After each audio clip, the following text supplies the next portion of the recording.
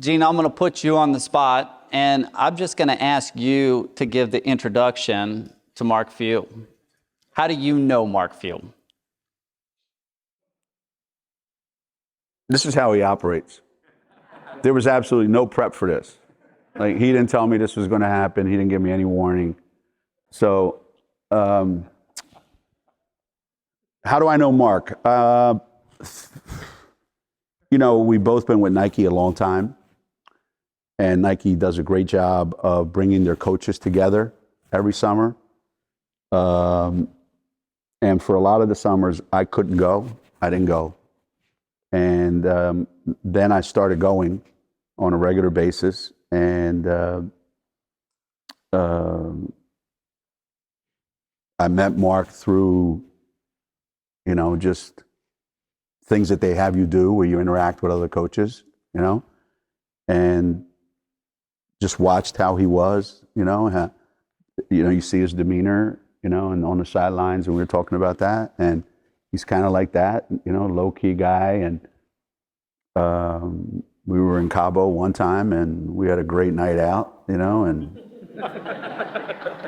we started out with 4 or 5. We came back with 2 or 3. I don't know what happened to the other 2 guys. But I, you know, I've just always admired how he does his thing and how he doesn't take himself too seriously.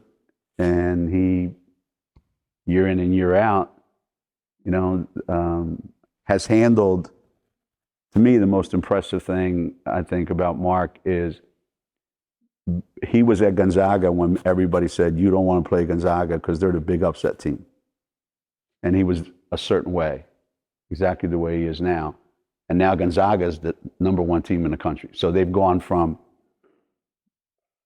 that upstart team that you don't want to play to now they're the favorite to win a national championship. And from my perspective, he hasn't changed one bit, not one iota. And I really, really admire him for that. I think many do. And I think one of the things that we like to do with this session is it's always great to hear what questions you want to know from another person. So I'm going to turn it over to you all to ask one another questions. And so I'm going to start with you, Gina. If you could ask Mark one question, what would it be? I would have a lot of questions. One of them, I thought about this the other day. When did it become evident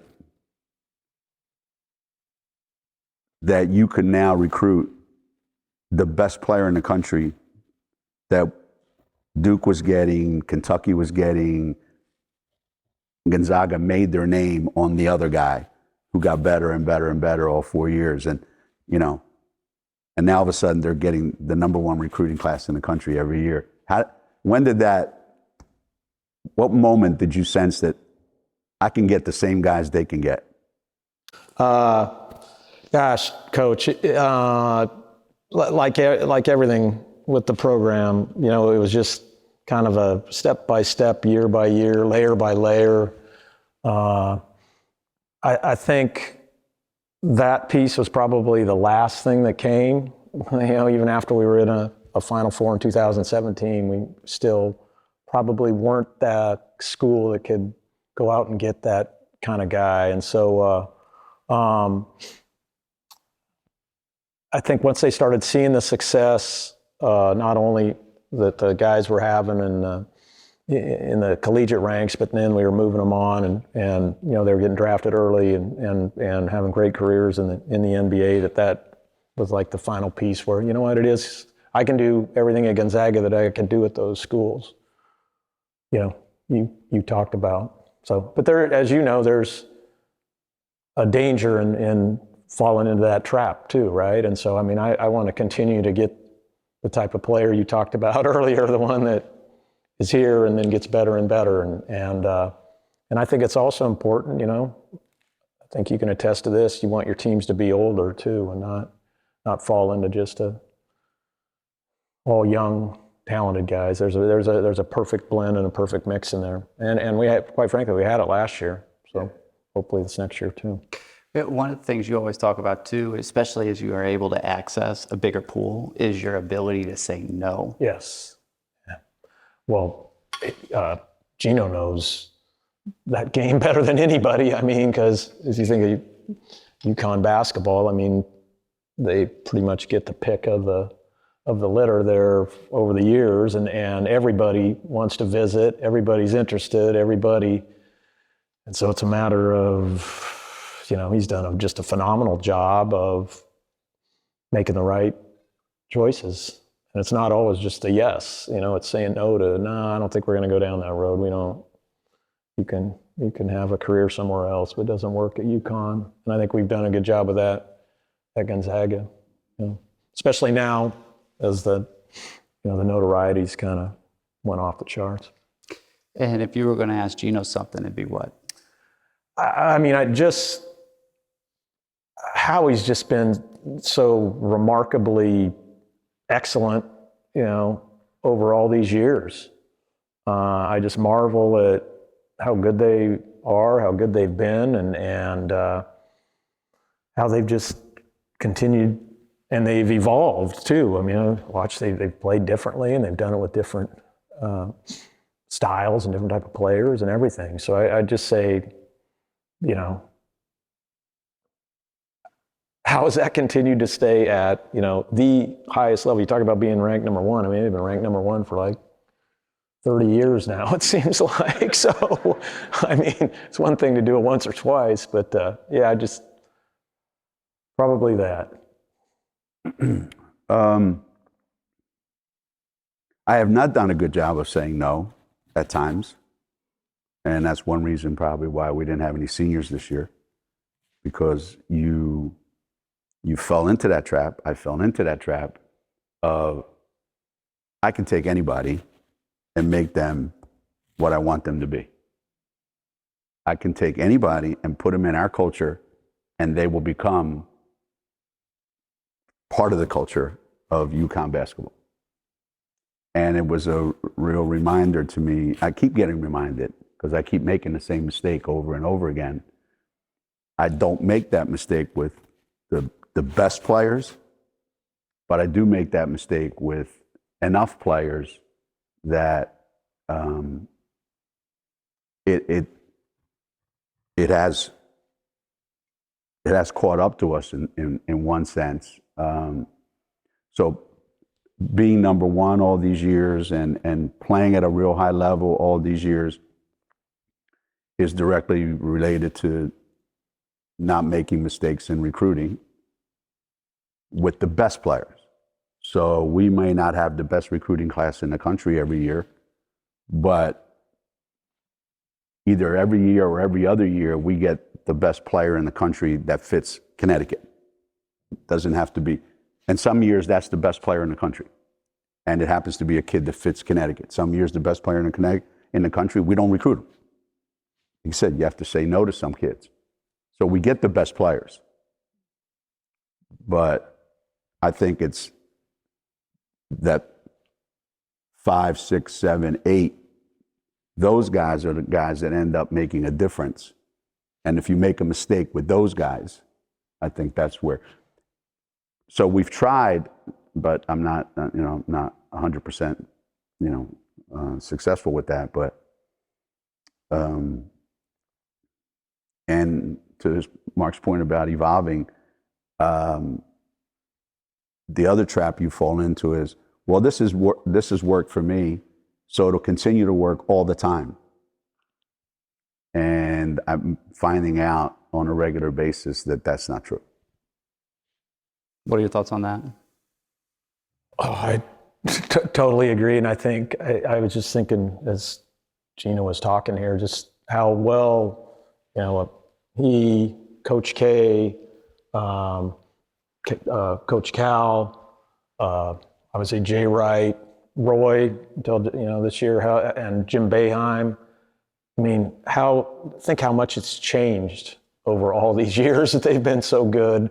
And I'm talking everything. I'm talking obviously style of play, fast, slow, zones. We were talking running motion and moving and cutting, and then now ball screens, but just recruiting, how much it's changed, the rules around our game.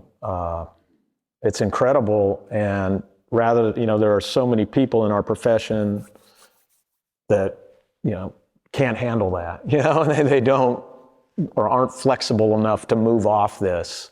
They're going to complain, well, this isn't right, we shouldn't be doing this. I think this group we've been kind of in a golden age, I think, in college basketball with this group of coaches. And what was great for me coming up was being able to go on a trip, that Nike trip that he referred to. All of those guys were on it, and you could just talk, like this. And it was an unbelievable card game that I remember they invited me to. My first, I was a little first-year head coach and nervous as hell, and seeing everything that those guys have been through. There's just been so much change in our game, and to navigate through that and stay as successful as UConn basketball has been is I'm telling you, it's incredible. Where's your next level as a coach personally? Oh, I think probably the next level is shepherding our program through this, and then also I think Geno's the same way. I helping college basketball get through this next NIL, phase or whatever or movement that we're into, and doing our best to not shepherd my own program through that, but helping any way I can to help college basketball, which has been an unbelievable part of my life, kind of move into that phase and make it a positive thing and not a negative. How do you think that the NIL and the focus on the individual athlete is going to affect team dynamics moving forward?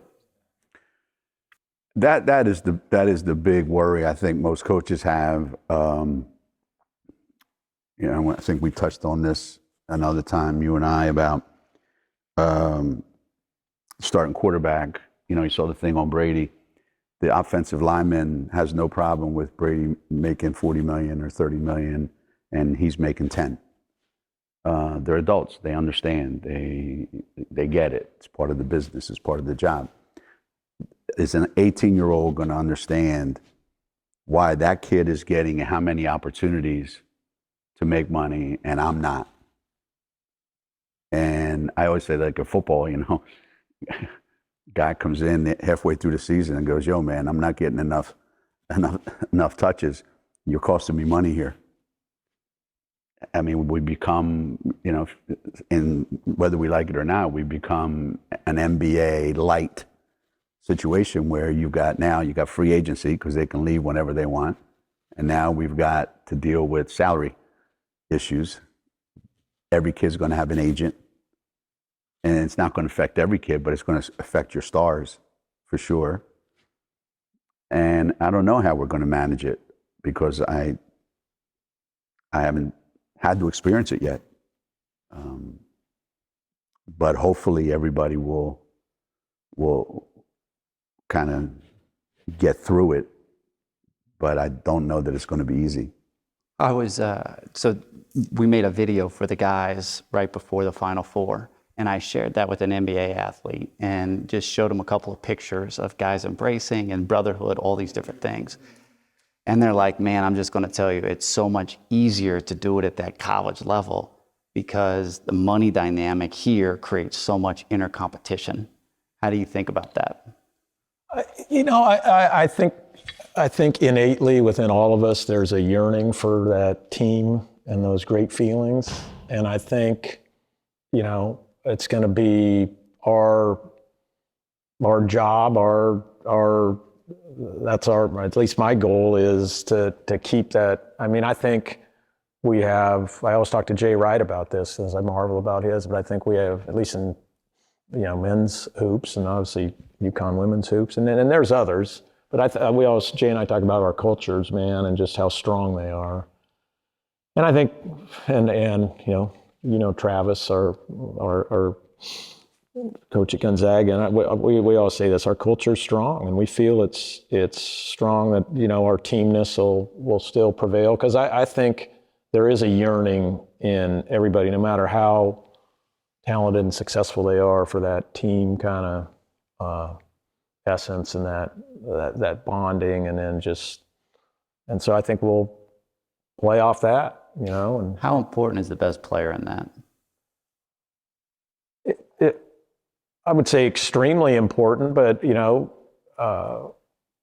like Geno was saying earlier, you do have situations where when you do have incredibly talented or whatever, quote unquote, your best guy. It depends on who you're talking to on best guy. Sometimes it's different with who we think our best guys are than maybe what other people think. So, look, you got to have, your best teams are when your best players, your hardest worker, and you're the best buy-in out of everybody. There's no question. At least that's how I feel, I think. But there's a lot of times where maybe our most talented player was brought back into the fold and was able to, well, because our other people, our culture brought him back and taught him that and showed him, and then he bought in. Your thoughts?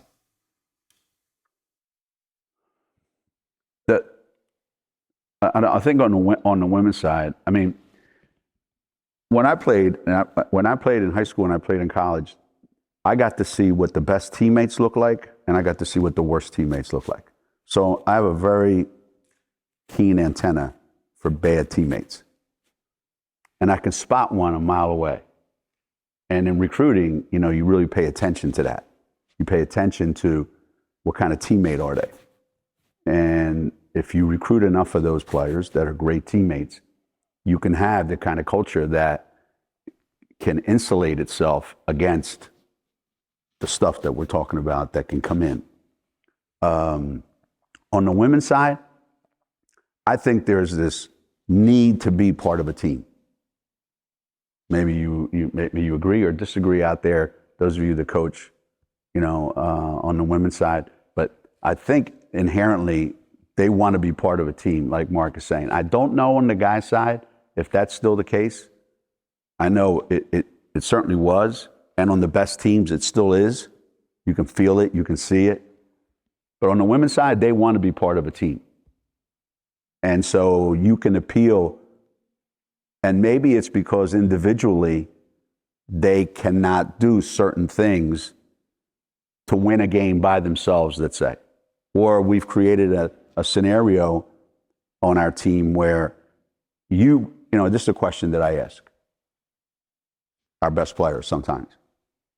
If we took you off our team, we still have a chance to win a national championship. And they look at you like, huh? I said, yeah, if we took you off our team, we would still have a chance to win a national championship. It would be way harder than if we had you. Way harder. And we might not win it. But if we took you off our team, we would have a chance. Now, if you weren't on this team, what would your chance be to win a national championship? 0. So, you know what? We need you, but I think you need us as much, if not more, than we need you. And they kind of like, yeah, you're right when you think about it. What do you think? I haven't had to have that talk. but I think I'll probably borrow heavily from what he just said, which, and I think it's very true. And that's why I think there is a yearning, because I think deep down they know that. And I even think they realize that if you look at what's happened, at the NBA level and even at the NFL. I mean, they know they need each other to win championships, right? And so maybe they take off in one direction, but it seems just lately they kind of figure out, okay, if we can get the 3 or 4 of us together, we can win a championship here. So I think we all need team, man. We need our family's a team, we need team in sports. It's always going to be there. I think about both you all, and you've achieved so much, and it just seems to me like if we look at peace, it's being content with what we have. And so the root of unhappiness is focusing on the things you don't have as opposed to what you do have, right? And so I think about you all professionally, and the higher the level you go up, everyone around you starts to focus on what you haven't done as opposed to what you have. So how do you combat that internally to not let that corrupt the way you see yourself? Start with you. Well, not an issue for him. He's won 17 national championships. So, yeah, thanks for focusing. Thanks for focusing on our lack of national championships. Which is crazy. It just still to this day drives me nuts whenever I go anywhere. Heck, we just got back from Maui and people walking up to you on the street. Oh, coach, man. I heard it when I was on the phone with awesome you. Year. Man, I'm so sorry, boy. It's terrible, And you're like, what are you talking about? We're 32-1, like, I'm fine. I'm good, And it's just like. Does it ever seep in? No, not really. I mean, I feel I had the greatest job in the world this past year with the group I was with, and every day was a great day. And I say this to a lot of people. I wish everybody who coached, any sport, where basketball, football, soccer, whatever, could have or gets an opportunity to coach a team like I had this year. It was awesome. We didn't have one bad day, not one. We didn't. I call it come to Jesus. Or season on the brink, those practices, those film sessions, those weeks, sometimes. We didn't have that. And that you usually have several of those during the year. We had nothing where we had to, air anything out. And so what a blessing, and especially during this year, right? Like, I can't imagine going through this past year with a team that you didn't enjoy. Just to give you an illustration of what Mark is talking about, how special that is. I've been a head coach 37 years or something like that. And over those 37 years, and this is true, I think, for all coaches, you have years, we've talked about this in the past, where you love every one of your players like they're your own kids. You recruited them, they're great kids, there's not a bad bone in their body, but man, they suck as a team. Like, they just don't make a good team. And they can't quite get it right, even though they're good and they always underachieve. Then you show up one year and you have a team where half your team, if you never saw them again, you'd be happy. But every time they get on the floor, man, it's magical, and they just kick everybody's ass, and they win all the time, and everybody goes, wow, what a team. Meanwhile, like, you got this guy hates this guy, that guy hates this guy, and then, and I've had a few, obviously, and Mark is describing this, you get a year where you have great guys who are terrific to be around, great teammates, great people, and they make an unbelievable team, and it just is, like he said, the most fun you could ever have as a coach, and everyone should get to experience that at least once in their life. But it's a special, not a normal, it's a special occasion. And I just think about how people will ask me all the time, well, how does he handle, the one law? How does that? And it's like they can't comprehend that you are on a river the next day and away from all the noise. And then you come back and it's like everyone's sort of moved on to the next thing, where most coaches get into it right there and it feels so big. Can you speak to that a little bit? That's just who I am, I guess. It's not, everybody's different, right? So at the end of the day, it's never ever at one moment been about me, So I feel like it's my job to do everything I possibly can and to prepare and to X and O and develop and do all this with the guys.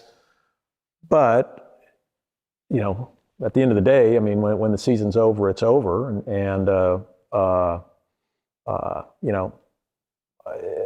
It's like, I tell this to our players, we're very big into player development and working out. And I'm like, listen, you're going to get up at the free throw line at the end of a game. It's going to be tied, whether you're in the Final Four or whatever. And if you've been in the gym repping this thing out, you won't have any regrets at all for that one shot. You've done your work, just go up, shoot it. Now, if you haven't been in the gym, and you've been cheating your workouts and, not putting your reps in and all that, you miss that shot, it's going to haunt you for the rest of your life. Because you had an opportunity to prepare yourself for that moment, make, miss, whatever, it's, you don't make every shot. But if you do everything up to that point, then you just live with the consequences. And I think that's at the end of the year's over. Like, we had a hell of a year, a hell of a run, a lot of fun. And we ran into Baylor. Baylor was great. I knew Baylor was great all year. And you're even happy for Scott, with all the stuff he's been through his whole career. And you move on. That last question for this, how has the slow build over a couple decades helped you with the perspective as opposed to it all coming so fast? I don't know how I could speak to the other because it's the only way I know. So, we were... I started at Gonzaga, I think it's been 32 years now. And my first year there, we won 4 Division I games and squeaked by in those. So it's been, an amazing journey on a lot of fronts from watch how Gonzaga's grown. I've had the same athletic director the entire time I've been a head coach, which is unbelievable. That's another one I think Coach can speak to. And it's been awesome to see the school grow. It's been odd that we've had to build it, everything from facilities to recruiting to everything. And so that's all I know. So it's been humbling, and I know what's been put into that. It's been a life. Now it's been a life journey for me, basically, when you really look at it, and all we put our families through during this crazy professions we're in. So I think it is. I think you're right, Brett. I think it's a great perspective giver, that's for sure. Final thoughts?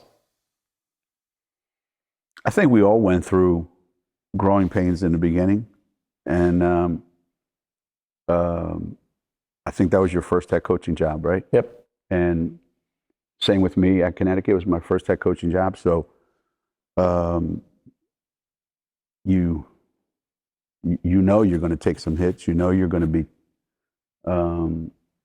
judged, I think. Do you know what you're doing? And success takes a while, and success requires you to fail first so that you can appreciate it and you're building it. And I think it tests you because the minute you're in the job 3 or 4 years and you're not having the success that you thought you were going to have, but you're doing what you believe is right, and then because you're not having that success, you change your philosophy, you change who you are, you start taking shortcuts, you start taking that kid that isn't going to fit, and in the end, you have short-term success, and long-term, you're not the coach there anymore. So I think we both went down the same path, and it took time.